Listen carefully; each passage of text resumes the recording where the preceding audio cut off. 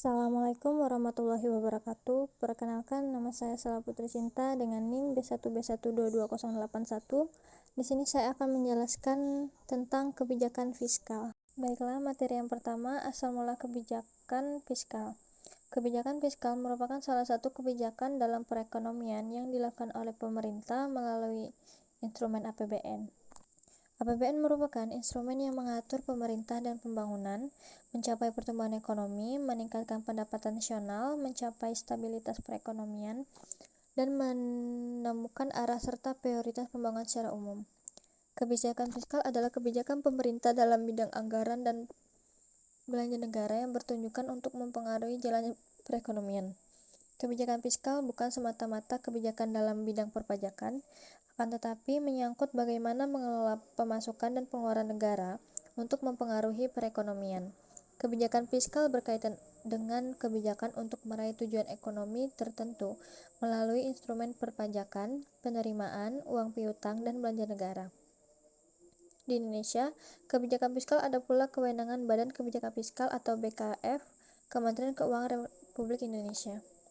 Kebijakan ekonomi suatu negara tidak bisa lepas dari campur tangan pemerintah, karena pemerintah memegang kendali atas segala sesuatu yang menyangkut sebuah kebijakan yang bermuara kepada berlangsungan negara itu sendiri. Kesadaran terhadap pengaruh pengeluaran dan penerimaan pemerintah belum lama muncul dalam dunia ilmu pengetahuan. Tetapi, dengan didasari pengaruh-pengaruh penerimaan dan pengeluaran pemerintah tersebut, timbullah gagasan untuk dengan sengaja mengubah pengeluaran dan penerimaan pemerintah guna mencapai kestabilan ekonomi. Tidak mengubah pengeluaran dan penerimaan pemerintah inilah yang dikenal dengan kebijakan fiskal atau politik fiskal. Sebelum tahun 1930-an, pengeluaran pemerintah hanya dianggap sebagai alat untuk membiayai kegiatan-kegiatan pemerintah dan dinilai berdasarkan atas manfaat langsung yang dapat ditimbulkannya tanpa melihat pengaruhnya terhadap pendapatan nasional. Sebaliknya, pajak juga dianggap sebagai sumber pembiayaan pengeluaran negara dan belum diketahui pengaruhnya terhadap pendapatan nasional. Akibatnya, dalam masa depresi di mana penerimaan pemerintah menurun, maka pengeluaran pemerintah harus dikurangi pula. Hal ini justru berakibat pada semakin rendahnya pendapatan nasional serta semakin lesunya perekonomian. Apabila timbul deflasi dan atau inflasi, kebijakan yang dipercayai untuk menanggulanginya adalah kebijakan moneter lewat bank sentral dan bukan kebijakan fiskal. Namun, karena harga cenderung turun, maka investor tidak berani mengadakan investasi, sehingga penerimaan aggregat tidak dapat meningkat dan depresi tidak terobati. Oleh karena itu, bukan swasta melainkan pemerintah yang harus ambil bagian depan menciptakan proyek yang mengeluarkan pemerintah. Karena pada masa depresi ini, yang terasa amat parah adalah masalah pengangguran. Maka pada mulanya kebijakan fiskal berorientasi pada masalah pengangguran, tetapi dengan adanya Perang Dunia Kedua, perhatian kebijakan fiskal mulai mengarah pada bagaimana menanggulangi inflasi yang mulai berkembang. Dasar pemikiran dalam kebijakan fiskal ialah bahwa pemerintah tidak dapat disamakan dengan individu dalam pengaruh dari tindakan masing-masing terhadap masyarakat keseluruhan. Umumnya, para individu akan mengurangi pengeluaran apabila penerimaannya menurun, sedangkan pemerintah tidak harus berbuat demikian. Apabila pemerintah mengurangi pengeluarannya, maka tindakan ini justru akan lebih menyusahkan atau memperberat jalannya perekonomian. Karena dengan menurunnya pengeluaran pemerintah akan berarti menurunnya pendapatan masyarakat sebagai objek pajak dan selanjutnya justru memperkecil penerimaan pemerintah lagi. Di samping itu, juga didasari bahwa dalam masa depresi banyak dana masyarakat atau swasta yang menganggur, sehingga peningkatan dalam pengeluaran pemerintah tidak akan mengurangi investasi sektor wisata melalui kenaikan tingkat bunga. Materi selanjutnya, macam-macam kebijakan fiskal. Dalam perkembangannya, kebijakan fiskal dapat dibedakan menjadi 4 macam. Yang pertama, pembiayaan fungsional. Dalam hal ini, pengeluaran pemerintah ditentukan dengan melihat akibat tidak langsung terhadap pendapatan nasional, terutama guna meningkatkan kesempatan kerja.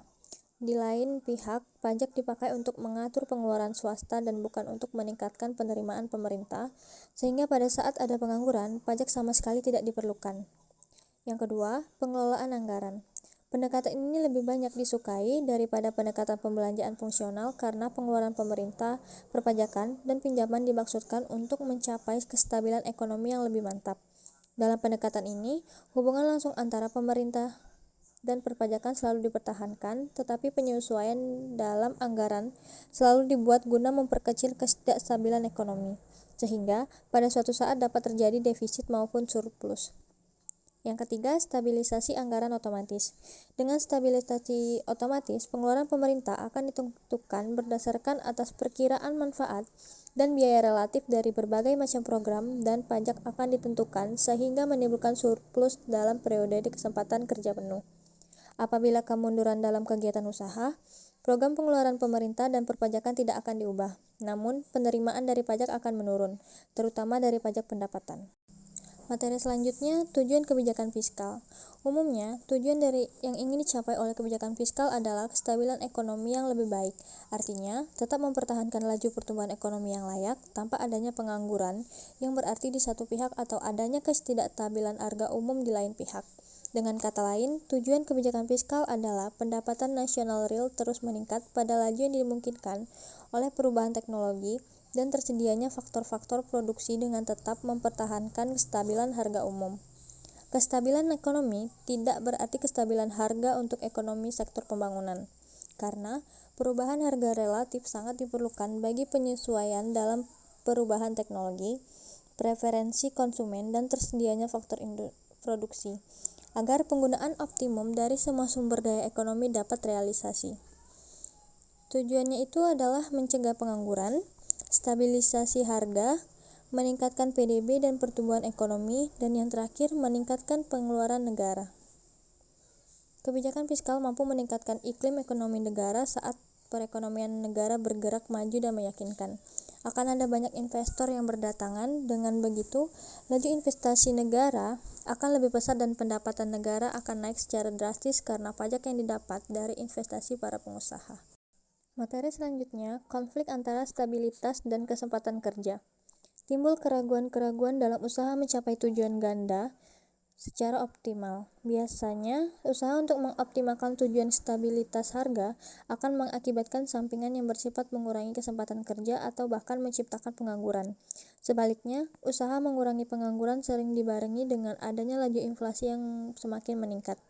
Dari uraian tersebut, maka dengan mengacu kepada pendapat John F. Dewey, dapat disebutkan bahwa kebijakan fiskal sebenarnya ditujukan untuk 3 hal. Yang pertama, menjamin pertumbuhan perekonomian yang sebenarnya menyamai laju pertumbuhan potensial dengan tetap mempertahankan kesempatan kerja yang penuh.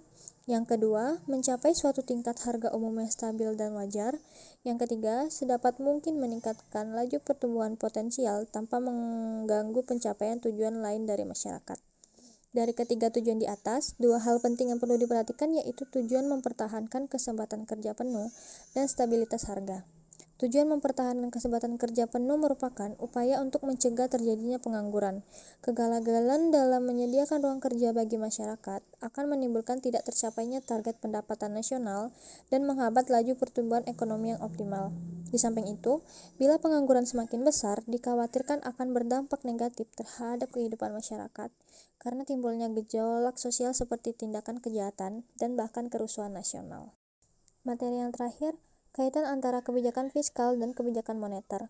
Mula-mulanya, kebijakan yang ditempuh pemerintah untuk mengurangi ketidakstabilan ekonomi adalah dengan kebijakan moneter, yaitu dengan pengketatan jumlah kredit atau dengan memperlonggar perkreditan yang diberikan oleh bank-bank umum.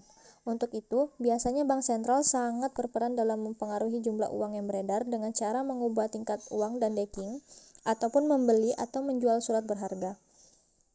Sebaliknya, bila perekonomian mengalami inflasi, pengeluaran investasi dan konsumsi akan dikekang dengan politik pasar terbuka lewat penjualan obligasi negara, sehingga ini menyuap uang yang beredar dan mengurangi deking bank-bank umum, yang selanjutnya akan mengurangi penciptaan kredit oleh bank itu, dan jumlah uang yang beredar akan turun. Dengan kegagalan kebijakan moneter itu, maka kebijakan fiskal menjadi penting, tetapi sayangnya kebijakan fiskal lebih kaku dibanding kebijakan moneter, dan umumnya kebijakan moneter lebih cepat diterima oleh masyarakat daripada kebijakan fiskal. Oleh karena itu, kombinasi antara kedua kebijakan tersebut perlu dan bahkan seringkali masih diperlukan tindakan langsung guna menanggulangi inflasi atau deflasi yang sudah gawat seperti politik harga, pengawasan harga, penjatahan, dan sebagainya. Baiklah, sekian penjelasan singkat dari saya. Apabila ada salah kata, saya mohon maaf. Saya akhiri, wabillahi taufiq wal hidayah. Wassalamualaikum warahmatullahi wabarakatuh.